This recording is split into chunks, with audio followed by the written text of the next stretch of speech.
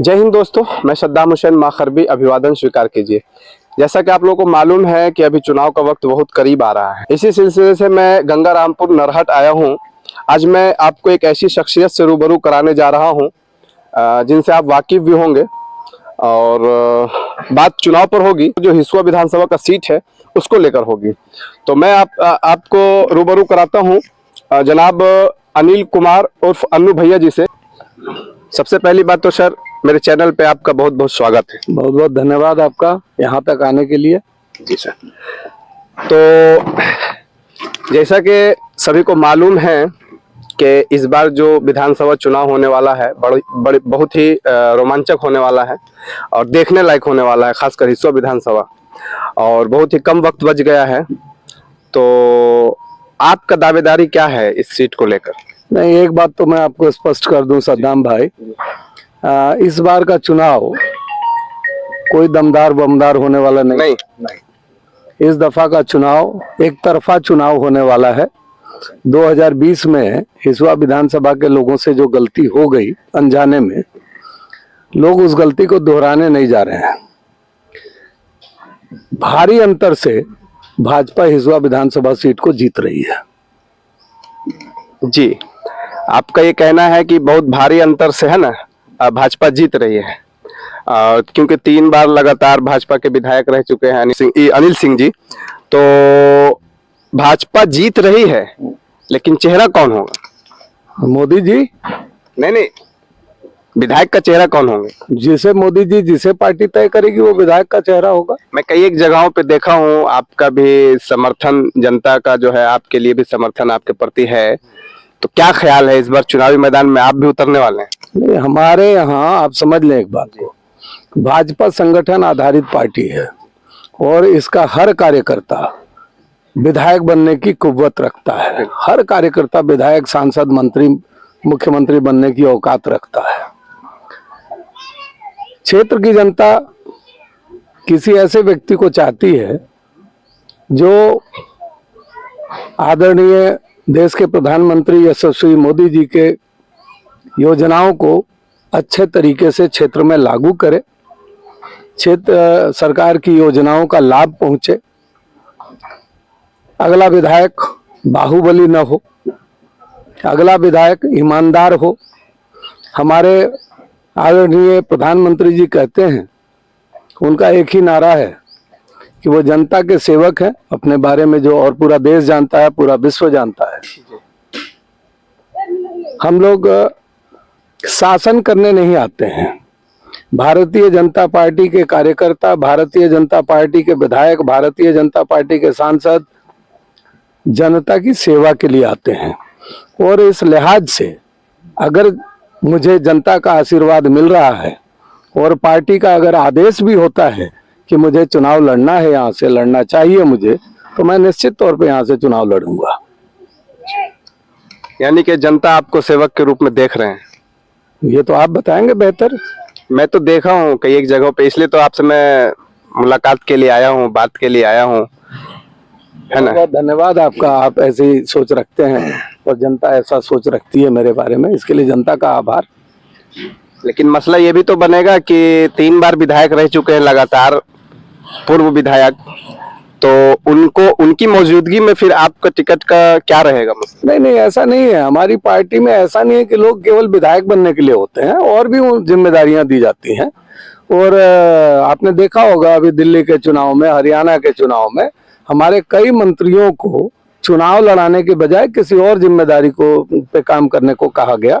तो हमारी पार्टी में ऐसा नहीं है कि जो भूत हो गया, जो भूतपूर्व हो गया, उसी को मौका हमेशा मिलेगा, या जो वर्तमान में है उसे भी मौका मिलेगा, ऐसा कुछ नहीं है।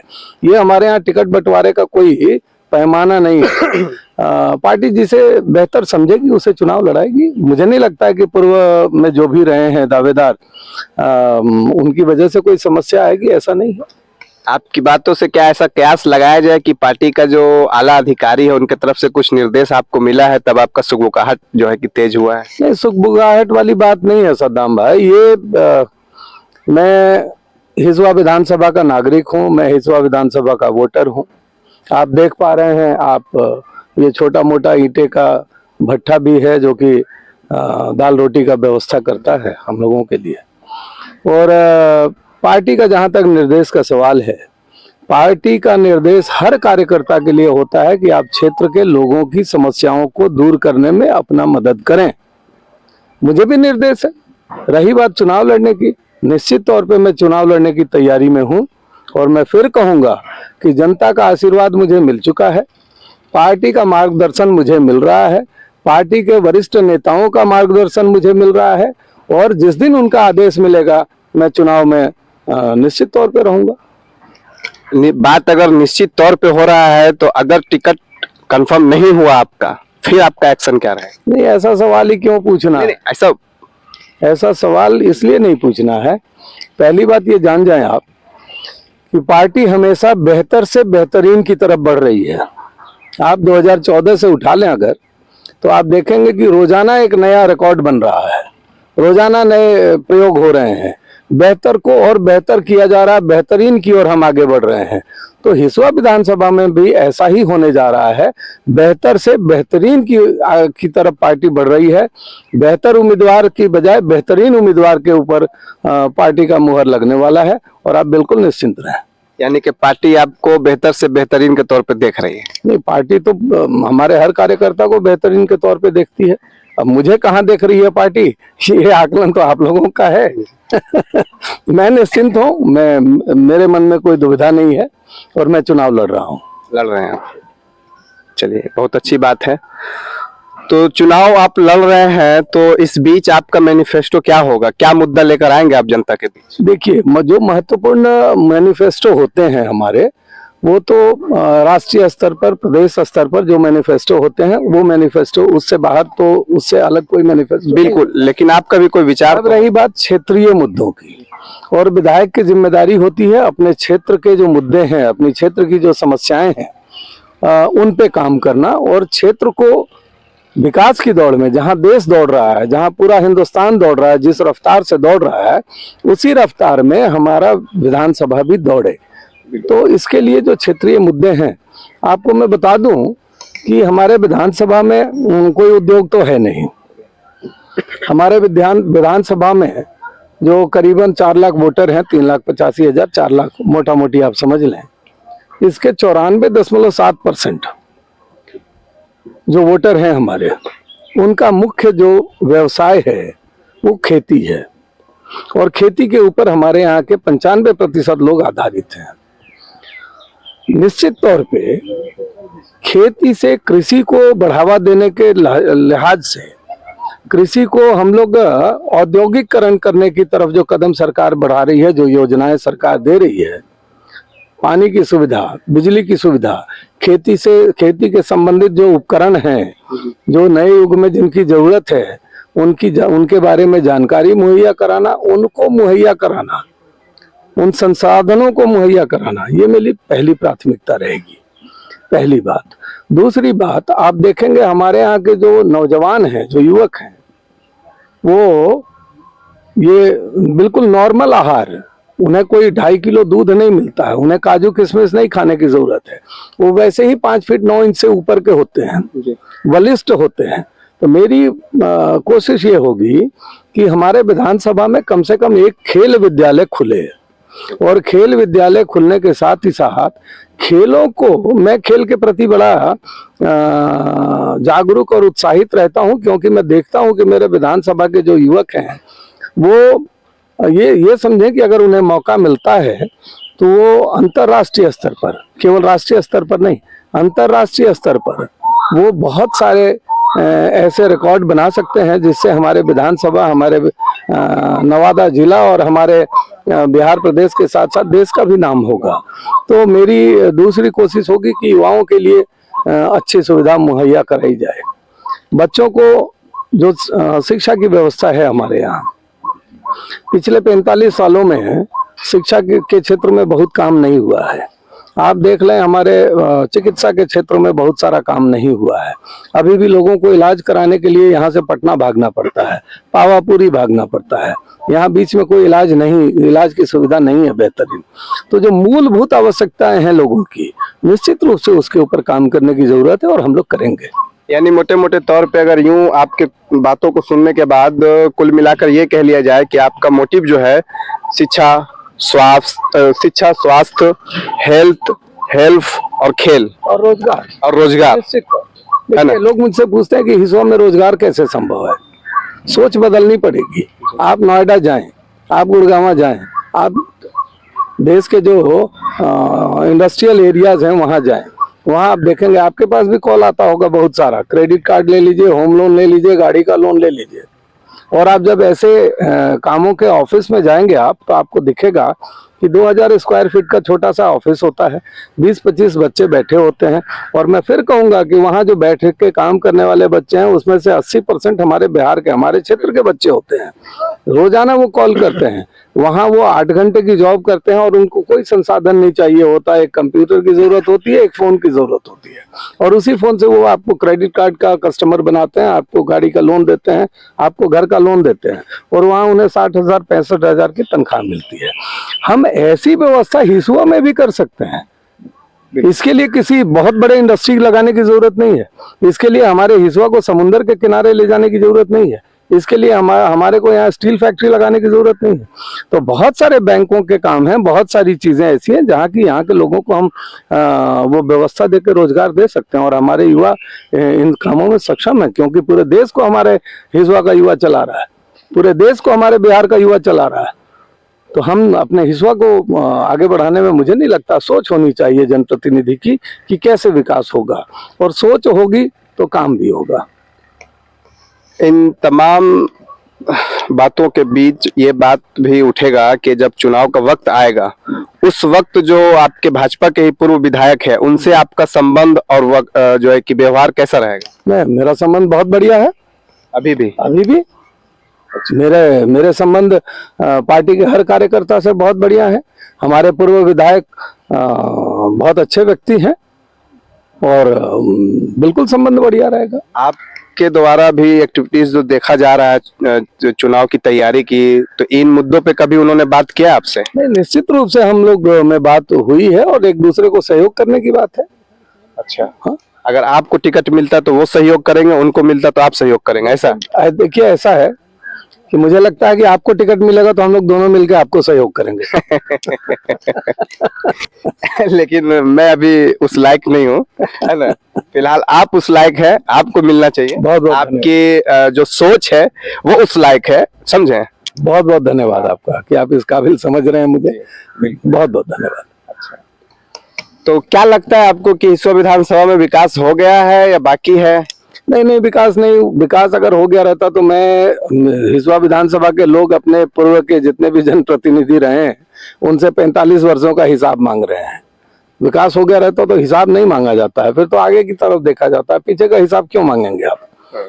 कुछ तो कमी रह गई है ना कि लोग 45 वर्षों का हिसाब मांग रहे हैं। अगर 45 बरस और 15 बरस आपके पार्टी की भी है। निश्चित तौर पे हमारे लोगों से भी कुछ कमी हुई होगी, तभी हम 2020 का चुनाव हारे।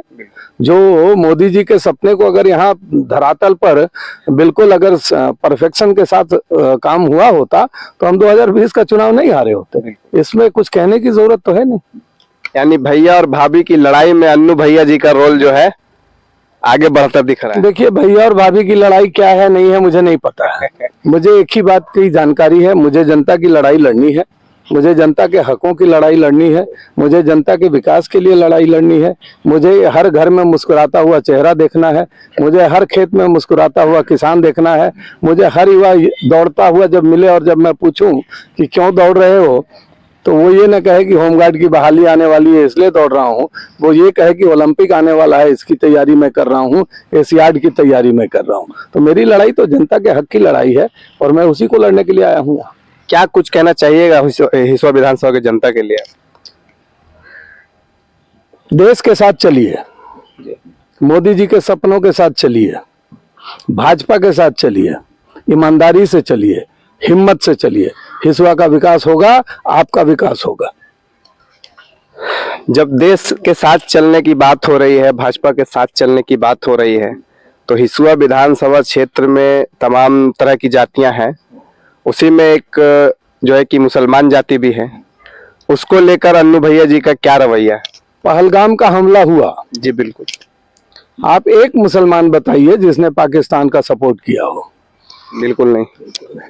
आप मोदी जी का नारा, जो कि केवल नारा नहीं है, काम है, दिखता है, जिसमें दिखता है आपको कि सबका साथ, सबका विकास, सबका प्रयास, इसमें कहीं हिंदू मुस्लिम का शब्द का इस्तेमाल नहीं है। और इस नारे के साथ साथ जिस तरह का काम हो रहा है आज, जो हमारे पूरे देश भर में देश के जो पिछड़े हुए लोग हैं, किसी भी जाति के लोग हैं, वो चाहे सवर्ण जाति के हों, मुस्लिम जाति के हों, बाकी किसी भी जाति के लोग के हों, उसमें कहीं भेदभाव अगर आपको दिखता है तो मुझे बताएं आप। राशन की व्यवस्था सबके लिए समान है, सड़कों की व्यवस्था सबके लिए समान है, पानी अगर मिल रहा है तो सबको मिल रहा है, नहीं मिल रहा है तो किसी को नहीं मिल रहा है। कहीं भेदभाव, रोजगार में कहीं कोई भेदभाव नहीं है। शिक्षा की व्यवस्था अगर हमारे हिस्सा में बुरी है तो मुसलमान के लिए भी बुरी है और हिंदू के लिए भी बुरी है। शिक्षा की व्यवस्था अगर हमारे हिस्सा में, चिकित्सा की व्यवस्था अगर अस्पताल नहीं है तो मुसलमान के लिए भी नहीं है, हिंदू के लिए भी नहीं है। अगर है तो मुसलमान के लिए भी है और हिंदू के लिए भी है।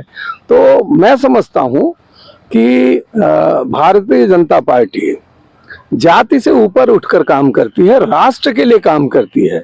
और मैं तो निश्चित तौर पर मेरा हर कदम, मेरा हर काम वही होगा, उसी सपने को पूरा करने के लिए होगा जिससे मोदी जी का सपना पूरा होता हो, जिससे हमारे, मैं किसी पार्टी की, हमारी कहीं विचारधारा ऐसी नहीं है जहां हिंदू मुस्लिम को अलग करके देखा जाता है।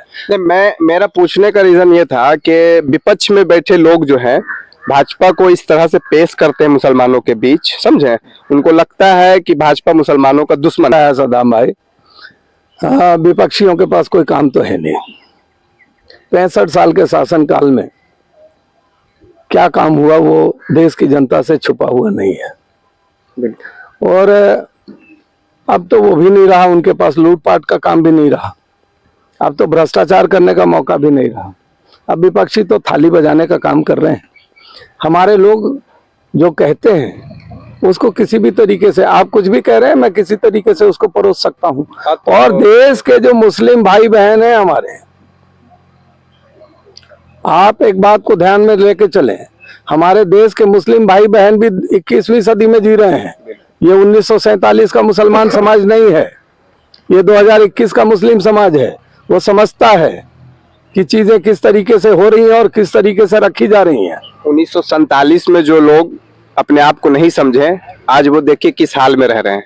जिसने अपने आप को समझा, अपने वजूद को समझा, अपने पूर्वजों की कुर्बानी को समझा, तो आज आपके सामने हम हैं। बिल्कुल बिल्कुल, मेरे कहने का वही मतलब है कि आज का मुस्लिम समाज अब बेवकूफ नहीं रह गया। आज का हिंदू समाज बेवकूफ नहीं है, चीजों का आकलन करना जानता है, वो चीजों को समझना जानता है, वो समझ रहा है। और यही वजह है कि हम हर चुनाव में बेहतर से बेहतरीन हो रहे हैं। आप देख रहे हैं विपक्ष कहीं दिख नहीं रहा है। अब तो विपक्ष अपना अस्तित्व बचाने की लड़ाई लड़ रहा है। हीरो से जीरो हो गए हैं वो। 65 साल जो हीरो रहे अब जीरो हो गए। अब जीरो के बाद माइनस की तैयारी में लगे हुए हैं लोग, और देश की जनता उनको माइनस में ले जाके उनको पाताल में पहुंचाकर मानेगी। उनके जो कर्म हैं, विपक्षियों के जो कर्म हैं, उससे वो पाताल में पहुंचने वाले हैं, और यही हिंदू मुस्लिम मिलके पहुंचाएंगे, चिंता ना करें आप। तो देखा आप लोगों ने, वो तमाम गुफ्तगू और तमाम बातें हुई अनिल कुमार उर्फ अन्नू भैया जी से। और इस बार हिसुआ विधानसभा का जो चुनाव होने वाला है, उनमें दावेदारी, भागीदारी और उम्मीदवारी इनकी भी रहेगी। और कैसा लगा आप लोगों को इनका वक्तव्य, इनकी सोच, वो आप कमेंट के जरिए अपना ओपिनियन रख सकते हैं, बता सकते हैं। फिलहाल के लिए इतना ही। आप देख रहे हैं TWS टॉक विद सद्दाम। मैं सद्दाम हुसैन माखरबी। बने रहिए मेरे साथ। जय हिंद, धन्यवाद।